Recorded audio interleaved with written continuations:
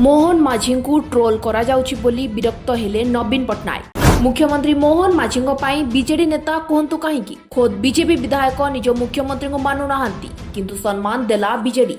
ओडिशार मुख्यमंत्री मोहन माझी जने सरल लोक प्रशंसा कले प्रसन्नाचार्य।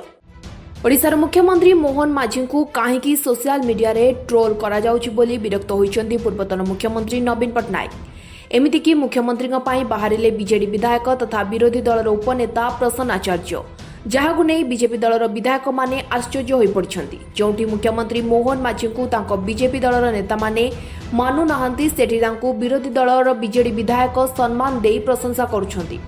सूचना अनुसार विधानसभा रे राज्यपालଙ୍କ अभिभाषण रे धन्यवाद प्रस्ताव आलोचना बेले मुख्यमंत्री मोहन माझी बाहरिथिले प्रसन्नाचार्य, जहाकु नै ओडिशा राजनीति रे चर्चा जोर धरिछि।